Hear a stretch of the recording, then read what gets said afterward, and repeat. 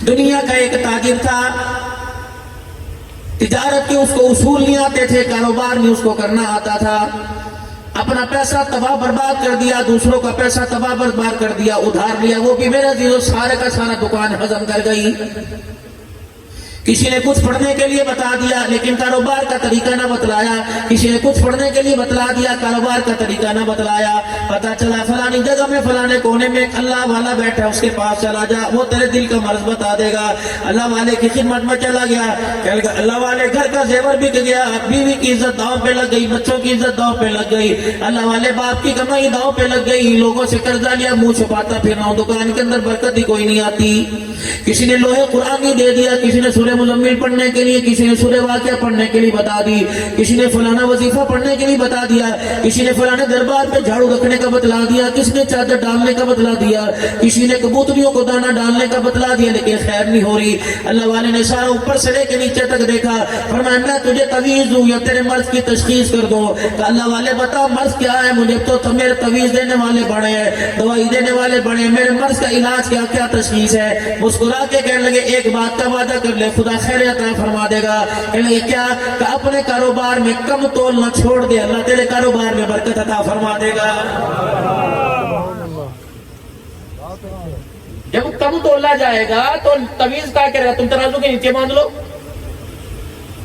مخلوق خدا کو دھوکہ دے، بیٹا عبد القادر جیلانی بنے، بیٹی رابعہ بصریہ بن جائے، ولیہ کامل بن جائے، بیٹی معاذ عادویہ بن جائے، خدا پاک کی قسم یہ ہو نہیں سکتا۔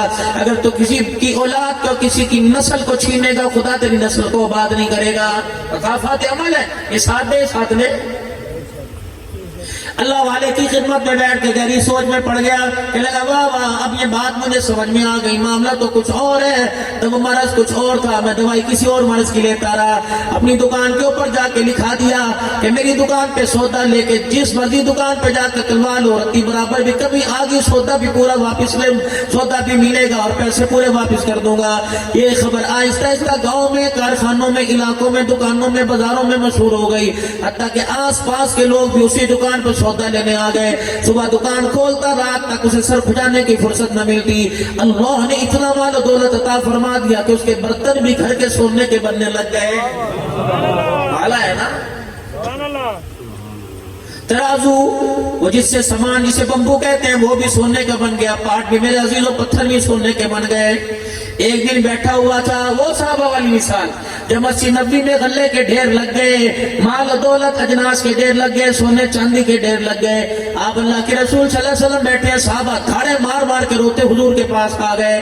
فرمایا جب تھا نہیں تب بھی روتے تھے، اب آ گیا تب بھی روتے ہو۔ صحابہ حضور کے قدموں میں بیٹھ کے کہنے لگے کملی والے، جب تک تسلی نہیں ہوگی کہ ہماری پریشانیوں کا، ہماری مصیبتوں کا، جو ہمارے پر مشقتیں آئی، اس کا بدلہ دنیا میں تو نہیں مل گیا، کملی والے ہم ہاتھ نہیں لگائیں گے۔ اللہ سے پوچھو یہ نام ہے ہماری تکلیفوں کا بدلہ؟ ہم نے تو جنت کے ساتھ بدلے یہ سارا کام کیا، ہمیں تو آپ چاہیے، ہمیں یہ نہیں معلوم پتا چاہیے۔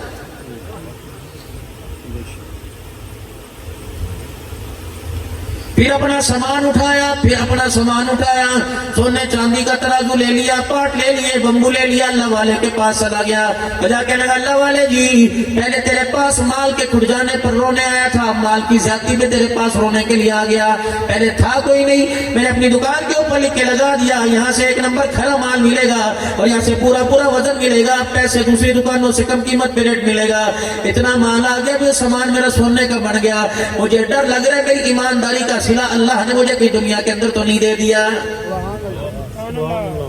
یا تو نماز پڑھتے ہیں، کوئی آدمی پریشان ہو، اسے کہتے یہ وظیفہ پڑھ لے، 40 دن کے بعد آئے گا مولوی صاحب میں بھی پڑھ رہا ہوں، امی بہن بھائی پڑھ رہے، لیکن کوئی فائدہ کوئی نہیں ہویا۔ اللہ اکبر، فائدے کے لیے نہ پڑھ بلکہ رب کے، اللہ کا بندہ ہونے کے لیے، اللہ کا قرب لینے کے لیے، خدا کی رضا لینے کے لیے، مصطفیٰ کی اطاعت لینے کے لیے پڑھ۔ اللہ اکبر، کوئی کسی سے مال، اللہ سے مال مانگتا ہے، کوئی اولاد مانگتا ہے، کوئی کاروبار مانگتا ہے، آج سارے بیٹھ کے اللہ سے اللہ کو مانگ لو، اگر اللہ مل گیا، اللہ ہمارے ہاتھ میں آ گیا تو سب کچھ ہمارا کام بن جائے گا۔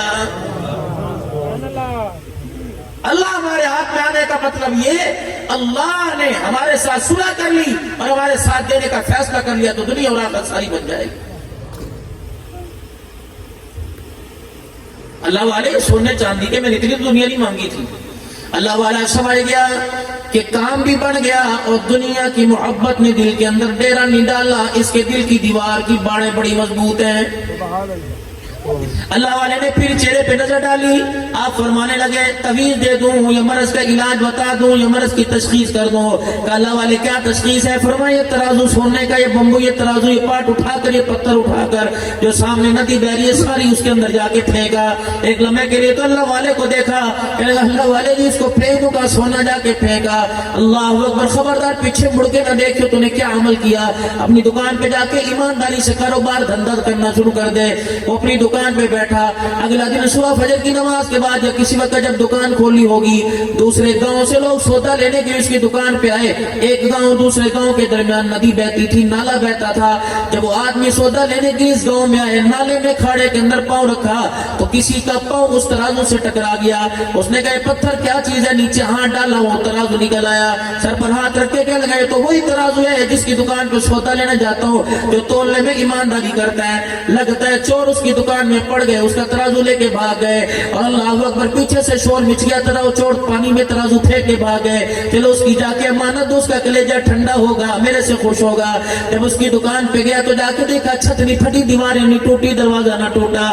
کہنے لگا ہاں یہ کیا مصیبت آ گئی، تالا نہیں ٹوٹا، چھت نہیں پھٹی، اور یہ تیرا ترازو پانی میں کہاں پڑا ہوا تھا. اس نے دکاندار نے دیکھا، سر پکڑ کے بیٹھ گیا. کہنے لگا او ہو دنیا میرے پاس اتنی آ گئی، اب میں آگے آگے بھاگ رہا ہوں، دنیا میرے پیچھے جا رہی ہے، لگتا موت تک یہ دنیا پیچھا نہ چھوڑے گی. اپنا ترازو پتھر وہ بمبو لے کے اللہ والے کے پاس چلا گیا. کہنے لگا پہلے آنے کا نام نہیں تھا، اب جانے کا نام نہیں تھا. سارا جب معذرت سنایا اللہ والے مسکرانے لگے. فرمایا یہی تو میں چاہتا تھا.